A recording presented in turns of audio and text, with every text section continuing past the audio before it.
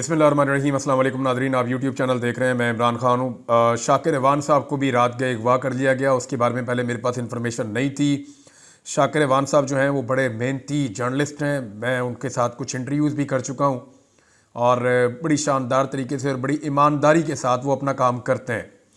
जब PMLN बहुत मुश्किलात में थी और इस्टेब्लिशमेंट उनके ख़िलाफ़ होती थी तो शाकिर एवान साहब उस दौर में भी रिपोर्टिंग करते थे और वो ख़बरें भी चला देते थे जो ख़बरें कोई और नहीं चला सकता था।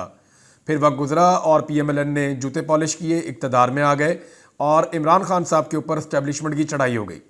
अब शाकिर एवान साहब जो हैं वो दूसरी तरफ की कवरेज भी उसी तरह कर रहे हैं, लेकिन PMLN को ये पसंद नहीं है और इसी वजह से अब वो जिन लोगों को कल को कहते थे कि ये मुजाहिद हैं, ये ज़बरदस्त रिपोर्टिंग कर रहे हैं, इनसे बेहतर कोई सहाफ़ी हो नहीं सकता, ये सारे इकट्ठे होकर मोतीउल्लाह जान के घर पहुंच गए थे जब वो चंद घंटे के लिए अगवा हुए थे। और ना सिर्फ ये हुआ था बल्कि मोतीउल्लाह जान को जाके ये मोती भाई कहते थे ये सारे लोग, और उनकी बड़ी इज्जत करते थे उनके पॉइंट ऑफ व्यू की वजह से, क्योंकि वो सही चीज़ को सही और गलत चीज़ को गलत कह रहे थे। हालांकि मेरा कुछ चीज़ों पे मोतीउल्लाह साहब से इख्तलाफ रहा, लेकिन एक चीज़ है कि वो अपने मौक़िफ़ के ऊपर डट जाने वाला आदमी है। मोतीउल्लाह जान ने अब जब इनको एक्सपोज करना शुरू किया तो अब इनके जो इंफॉर्मेशन मिनिस्टर हैं वो उनके ऊपर एलिगेशन लगा रहे हैं और उनको सहाफ़ी मानने से इनकारी हैं। सवाल ये पैदा होता है कि क्या ये लोग खुद इंसान भी हैं कि जिस चौक में जिस जगह पे लाशें गिरी हैं वहाँ पे जाकर खड़े होकर इंफॉर्मेशन मिनिस्टर जो है वो लतीफ़े सुना रहा है, वहाँ खड़े होकर जुगते मार रहा है। और भाई अभी वहाँ से लाशें उठाई गई हैं थोड़ी देर पहले, वहाँ पे लोग ज़ख्मी हुए हैं, बहुत सारा खून गिरा हुआ है सड़कों के ऊपर। हद हो गई। वैसे शाकिर एवान साहब जो हैं इनके घर के ऊपर रेड किया गया, रात गए 2 बजे के करीब और दीवारें फलांग कर लोग अंदर गए। नीचे वाली मंजिल पे शाकिर एवान साहब नहीं थे, नीचे सारी तलाशी ली, ऊपर वाली मंजिल पे गए और शाकिर एवान साहब को वहाँ से पकड़ा। उनके फैमिली मेम्बर्स कह रहे हैं उन्हें शुबा है कि उनके ऊपर टॉर्चर भी किया गया शाकिर एवान साहब के ऊपर।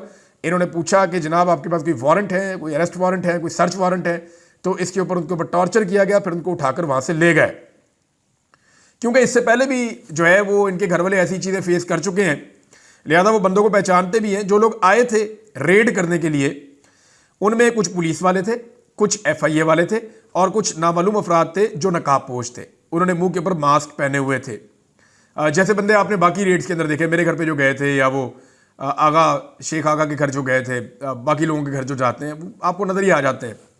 तो इस तरह मुख्तलिफ किस्म के लोग गए थे और इन्होंने जाके शाकिर एवान साहब को अगवा किया और लेकर चले गए। अब FIA कह रही है उनके पास नहीं है, पुलिस कह रही है उनके पास नहीं है, हर जगह पे पता किया है और शाकिर एवान साहब को मुबैना तौर पे एजेंसियां उठाकर ले गई हैं और अभी तक उनको वापस नहीं किया जा रहा। सिर्फ ये इन्फॉर्मेशन आई है कि उनको बाद में FIA के हवाले कर दिया जाएगा और FIA के ज़रिए से वो वापस अपने घर पहुँच जाएंगे। अब शाकिर एवान और मोतीउल्लाह जान दोनों के साथ हुआ गया, मोतीउल्लाह जान पे एक अजीबोगरीब मुकदमा डाल दिया गया कि जनाब ये नशे की हालत में जा रहे थे, इन्होंने बैरियर के अंदर गाड़ी मारी, फिर पुलिस वाले थे गन छीन के उसके ऊपर तान दी, फिर जब तलाशी ली इनको काबू करके तो गाड़ी के अंदर से आइस भी मिल गई। मैंने तो मोतीउल्लाह जान को कभी सिगरेट पीते हुए भी नहीं देखा। हैरत की बात है। वैसे ऐसा भौंडा और गलीज मुकदमा दर्ज किया और अदालत ने उसके ऊपर 2 दिन का रिमांड भी दे दिया। साकिब बशीर साहब साथ मौजूद थे मोतीउल्लाह जान के जब दोनों को अगवा किया गया। फिर साकिब बशीर साहब को 5 मिनट के बाद छोड़ दिया गया, मोतीउल्लाह जान साहब को गायब कर दिया गया। फिर बाद में जब प्रेशर बहुत ज़्यादा बढ़ा, और मैं ये बताता हूँ ये प्रेशर बढ़ा है, मोतीउल्लाह जान को छोड़ना नहीं था, क्योंकि मोतीउल्लाह जान रेगुलर अदालतों में जाते हैं तो जजेस का, अदलिया का बहुत प्रेशर था, लिहाजा मोतीउल्लाह जान को मंजर आम पे लाकर उनकी FIR करनी पड़ी। तो ये प्रेशर जो है वो मैं सारे सहाफ़ियों से कहूँगा और सबसे मेरी गुजारिश है कि शाकिर एवान के लिए भी इसी तरह आवाज़ उठाएं। सारे इकट्ठे होकर लाहौर हाई कोर्ट की चीफ जस्टिस के पास जाएं, उन्हें जाकर कहें जी यहाँ पे वो कवरेज करने आते हैं, इंसानी हकूक़ की पामाली हो रही है, आप चीफ जस्टिस हैं, हमारा बंदा बरामद करवा के दें। वो जो पुलिस वाले साथ आए थे, FIA वाले आए थे, उन्हें बुलाएं, उन्हें कहें जी हमारा बंदा वापस करें। और इसी तरह जो है वो इस्लामाबाद के अंदर हमारे जो दोस्त सुप्रीम कोर्ट में या इस्लामाबाद हाई कोर्ट में जाते हैं वो भी वहाँ जाएँ और जाके जजेस से बात करें, चीफ जस्टिस ऑफ पाकिस्तान से बात करें कि जनाब हमारे सहाफ़ी अगवा हो रहे हैं। मोतीउल्लाह जान के बारे में भी बात करें और शाकिर एवान के बारे में भी बात करें। एक अनोखी मज़ाहिया किस्म की FIR जो है मोतीउल्लाह जान साहब पे दी। इन दोनों बंदों का कसूर क्या है? एक चीज़ आप अपने जहन में रखें और सबको ये बात समझनी पड़ेगी कि रियासत का या इदारों का या हुकूमत का जो इस वक्त सबसे कमज़ोर पॉइंट है, जहाँ ये बुरी तरह फंस गए हैं, वो ये है कि इन्होंने रियल बुलेट्स चला दी हैं। 26 तारीख की रात को जो कुछ भी हुआ वो इनके लिए डरावना ख्वाब बन गया। इन्हें आइडिया नहीं था कि ये मामला ऐसे एक्सपोज हो जाएंगे।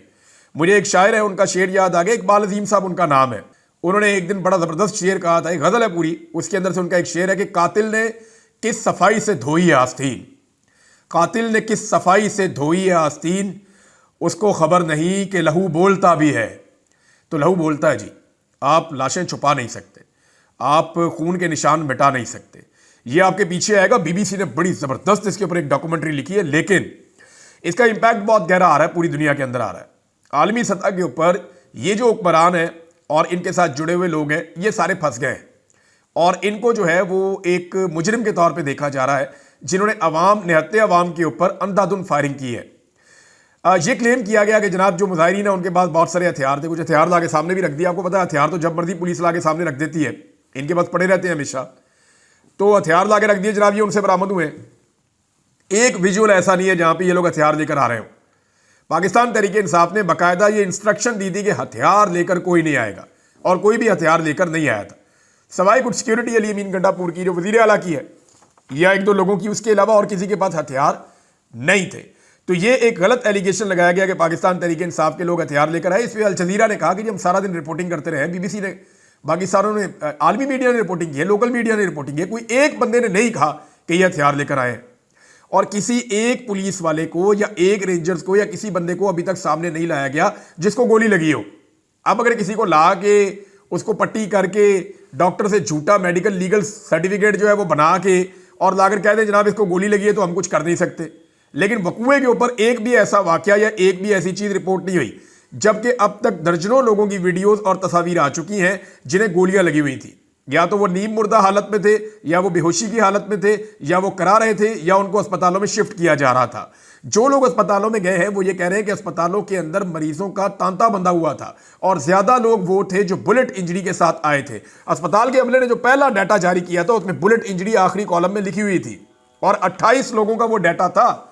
अब आप अंदाजा करें कि इस सूरत हाल में हुकूमत इतने बड़े साने को कैसे छुपा सकती है। हुकूमत के लिए छुपाना मुमकिन नहीं होगा। बीबीसी की रिपोर्ट बहुत इंपॉर्टेंट है, उसके कुछ हिस्से मैं आपको पढ़ के सुनाता हूं, आप हैरान रह जाएंगे। बीबीसी ने जनाब इसके ऊपर पूरी तहकीकाती एक रिपोर्ट तैयार की है। उन्होंने अपने सहाफ़ियों को भेजा, और जो बीबीसी की टीम पहुंची अस्पताल में, वो ये बताते हैं कि अस्पताल के बाहर पुलिस और रेंजर्स खड़ी है, और वो हर बंदे को चेक करते हैं। वो ये देखते हैं कि ये जो बंदा आया है ये कोई सहाफ़ी है क्या है, ये कोई तहकीकात तो नहीं कर रहा, या ये कोई पाकिस्तान तहरीक इंसाफ के जो लोग ज़ेरे इलाज हैं उनके मामले में तो नहीं आया। तो वो कहते हैं जी बहुत ज़्यादा वहाँ चेकिंग हो रही है। अस्पताल के अमले से उन्होंने ऑफ द रिकॉर्ड बात की है, कुछ लोगों ने नाम ना बताने की शर्त के ऊपर कुछ चीज़ें उनके सामने रखी हैं। उन्होंने पॉलीक्लिनिक अस्पताल और पिम्स अस्पताल दोनों का उन्होंने रुख किया है, और पहले जो वो अपना डाटा बता रहे हैं एक अस्पताल का बता रहे हैं।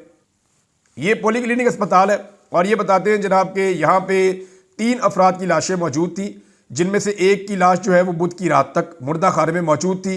2 लाशें जो है वो लवाहिकीन के हवाले कर दी गई हैं, जबकि दूसरे अस्पताल से जो अभी तक वहाँ पे अमले ने बताया कि 2 लाशें वहाँ से भी लवाहिकीन के हवाले की गई हैं। जबकि पाकिस्तान तहरीक इंसाफ कह रही है जो मौके के ऊपर जिन लोगों की डेथ हो गई थी उनको डायरेक्टली उनके इलाकों में रवाना किया गया है।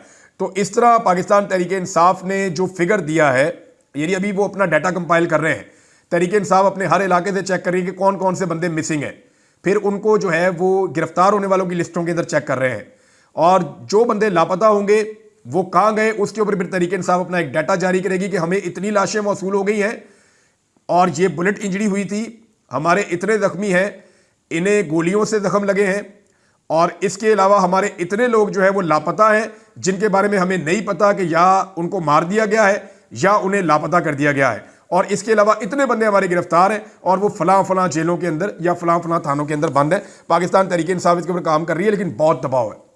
तहरीक इंसाफ के ऊपर इतना दबाव शायद कभी नहीं था जितना दबाव अब है कि आप कुछ भी करें इस मामले को दबाएं, और तहरीक इंसाफ के अंदर बहुत सारे लोग इस पर काम कर रहे हैं। एक काम होगा और बड़ी बारीक वारदात है जिस पे काम हो रहा है। पाकिस्तान तहरीक इंसाफ को एक डाटा दिया जाएगा, और जिन बंदों को डाटा दिया जाएगा वो आप समझ लें जैसे ये है वज़ीर आला खैबर पख्तूनख्वा के साथ जो होता है वो बैरिस्टर सैफ, इस तरह के लोगों को एक डाटा दिया जाएगा कि आप ये डाटा पब्लिक कर देंगे, ये बंदे आपके मारे गए हैं, और वो डाटा पब्लिक कर देंगे। उसके बाद उनमें से 5-6 बंदे लाकर सामने खड़े कर दिए जाएंगे हुकूमत की जानिब से। ये तरह समझ लें आप, ये हुकूमत और सिस्टम एक डाटा दे रहा है जो आने वाले वक्त में पाकिस्तान तहरीक इंसाफ के लोग सामने लेकर आएंगे, तहरीक इंसाफ को मैं पहले बता रहा हूं कि यह काम हो रहा है, और इससे अगर आपने बचना है तो अभी आप तैयारी कर लें। तहरीक इंसाफ के बंदे एक डाटा लेकर आएंगे, जनाब ये बंदे हमारे मर गए, और वो डाटा तहरीक इंसाफ को दिया होगा किसने? सिस्टम ने। सिस्टम से एक डाटा निकलेगा और तहरीक इंसाफ के पास पहुंचेगा, और सिस्टम के जो आलाकार हैं तहरीक इंसाफ के अंदर वो उस डाटा को बताएंगे जनाब ये डाटा है। जब वो डाटा सामने आएगा तो उसके बाद उनमें से कुछ बंदे लाके सामने खड़े कर दिए जाएंगे कि ये तो बंदे जिंदा है, ये तो गिरफ्तार हुए, ये तो बंदा अपने घर पे था, ये बंदा फलां जगह पे था। तो इस तरह पाकिस्तान तहरीक इंसाफ के बयानिए को जाया करने की कोशिश की जाएगी। ये एक मीटिंग में फैसला हो चुका है कि इनके साथ ऐसे खेलो कि इनको ऐसे नाम दे दो जो नाम मरे ही नहीं है, ताकि बाद में उन लोगों को सामने लाकर जो असल में मरे हैं उनका केस भी खराब कर दिया जाए। तो ये खेल खेला जा रहा है, मैंने पहले बता दिया है, और ये खेला जाएगा। दूसरी बात यह है कि बीबीसी ने जो चीजें बताई उनमें डॉक्टर्स के हवाले से बड़ी खौफनाक चीजें हैं। यानी डॉक्टर्स ये बताते हैं कि यहां पे बहुत सारे लोग लाए गए थे। पहले तो एक खातून है, उन्होंने बताया जी कि मेरे हस्बैंड के कंधे पे गोली लगी है, मैं गाड़ी में थी, मैंने देखा कि मेरे हस्बैंड जो है वो गिरे हुए हैं और वहाँ गोलियां चल रही थी, रियल बुलेट है। बीबीसी ने वहाँ जाकर चेक किया तो उनके कंधे से ऑपरेशन करके गोली निकाली गई थी। तो ये उनका ये कहना है। इसके अलावा जनाब जो डॉक्टर्स हैं वो ये कह रहे हैं कि हमारे ऊपर हुकूमत का बहुत दबाव है, अगर हम कोई भी डाटा देंगे या कोई भी चीज़ करेंगे तो इसके नतीजे में हमें अपनी नौकरियों से हाथ धोना पड़ेगा। और जो मरीज़ हैं वो ये कह रहे हैं कि हम किसी बेहतर अस्पताल में अपने मरीज़ को ले जाना चाहते हैं, तो हम कहते हैं जनाब हमें फ़ाइल दें ताकि हम किसी अच्छे अस्पताल में शिफ्ट करके इलाज करवाएं। तो उस पर वो फाइल भी नहीं दे रहे अस्पताल वाले को। फाइल देंगे तो उसमें लिखा होगा कि इसके ऊपर किस तरह की इंजरी है, बुलेट इंजरी है। तो जब फाइल देंगे तो वहाँ पर हुकूमत के खिलाफ केस बनेगा कि जनाब इन्होंने रियल बुलेट फायर की है। डॉक्टर्स ने ये जो बातें की ये मैं आपको पढ़ के सुनाऊंगा, ये पैराग्राफ बड़ा खौफनाक है। बीबीसी से बात करते हुए पॉलीक्लिनिक और पिम्स के डॉक्टर्स ने कार्रवाई के खदशे की वजह से अपना नाम ना दायर करने की शर्त पर बताया कि वो इस बारे में बात नहीं कर सकते। ताहम एक डॉक्टर ने ऑपरेशन की रात के हवाले से बात करते हुए बताया कि उन्होंने आज तक एक रात में इतनी सर्जरीज नहीं की हैं जितनी उस रात की थी, 26 तारीख की रात। ये एक डॉक्टर ने बताया, बाकी ये भी नहीं बता रहे। उन्होंने कहा अपनी ज़िंदगी में कभी इतनी सर्जरीज नहीं की जितनी उस रात की थी। डॉक्टर ने कहा बाज़ ज़ख्मी इस कदर तशवीशनाक हालत में आए कि हमने उन्हें सुन करने वाली दवाई देने के बजाय हमें डायरेक्ट उनकी सर्जरीज शुरू करनी पड़ गई। बहुत से मरीज़ ऐसे थे जिनका बहुत ज़्यादा खून बह चुका था। डॉक्टर ने कहा हमारे पास रश इस कदर ज़्यादा था कि हमने एक बेड पर 2-2 सर्जरीज की और गोलियां निकाली। जो मैंने रात को यहाँ देखा वो मैं कभी नहीं भूल सकूंगी। अब ये एक लेडी डॉक्टर है जिन्होंने ये स्टेटमेंट दिया है। अब जनाब जब अताउल्लाह तारड़ से पूछा जाता है, तारड़ से कि जनाब ये आपने क्या किया, तो वो डिनाई करते हैं जी हमने तो एक भी गोली नहीं चलाई। तो ये रियल बुलेट लोगों को लगी कैसे? अस्पताल इंतजामिया के मुताबिक जो ऑफ द रिकॉर्ड बता रहे हैं, सिर्फ एक अस्पताल में 45 से 55 ऐसे लोगों को लाया गया जिन्हें रियल बुलेट्स लगी हुई हैं, और जिन्हें गोलियां लगी हैं उनमें से कई लोगों को इस्लामाबाद से बाहर भी ले जाया गया। तो ये एक बड़ी खौफनाक रात थी, और ये उस वक्त तो मुजाहिरीन के लिए खौफनाक थी, लेकिन अब ऐसा लगता है कि हुकूमत के लिए एक डरावना ख्वाब बन जाएगी। और ये भी चीज़ रिपोर्ट हुई है कि हुकूमत ने और पुलिस ने जो लोग वहाँ पे मारे गए, जाँ बहक हो गए, उनमें से किसी का पोस्टमार्टम भी नहीं करने दिया। इन्होंने कहा जी पोस्टमार्टम नहीं करना, वरना पोस्टमार्टम की रिपोर्ट बनेगी तो उसकी बुनियाद के ऊपर मुकदमा दर्ज होगा कि रियल बुलेट लगी हुई है। अब इस पे अली अमीन गंडापुर ने क्या किया, हमारे पास कोई जवाब नहीं है। इस पे पाकिस्तान तहरीक इंसाफ की क़यादत ने क्या किया, हमारे पास कोई जवाब नहीं है। ये जिन लोगों को गोलियां लगी थी इनके पोस्टमार्टम खैबर पख्तूनख्वा में भी हो सकते थे कि जनाब एक लाश लाई गई है, ये इसका पोस्टमार्टम किया गया, जनाब इसके ऊपर इतनी गोलियां लगी थी, कुछ तो आप अपने पास रिकॉर्ड रख लेते। लेकिन पाकिस्तान तहरीक इंसाफ अभी तक संजीदा होकर डाटा कलेक्ट नहीं कर रही, और पाकिस्तान के मीडिया को बहुत सख्ती से अहकाम दिए गए हैं कि कुछ भी हो जाए उस रात का तस्करा नहीं करना।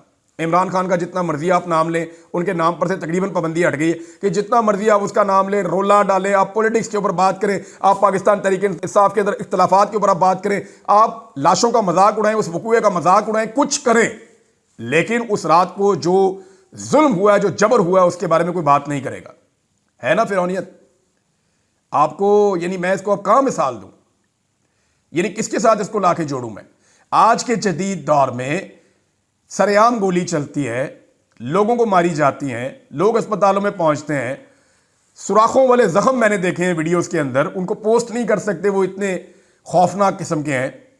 जब वो सारी चीजें नजर आ रही हैं, बेशुमार लोग अस्पताल में बेड्स के ऊपर पड़े हुए हैं, जब सब कुछ नजर आ रहा है फिर भी मीडिया बोल नहीं पा रहा, तो इसका मतलब आप समझ जाएं कि ये कितना बड़ा इशू है इस वक्त इस निज़ाम के लिए।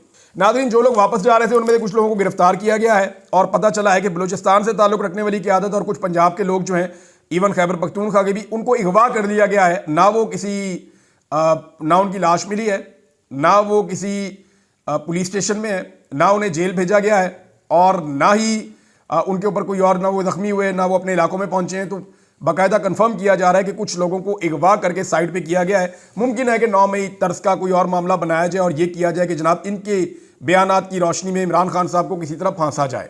नाज़रीन, ये वाला हफ्ता जो है वो पाकिस्तान तहरीक इंसाफ के लिए बहुत इंपॉर्टेंट है और उसकी कुछ वजूहात हैं। एक तो सलमान अकरम राजा साहब ने इस्तीफ़ा दे दिया है सेक्रेटरी जनरल की सीट से।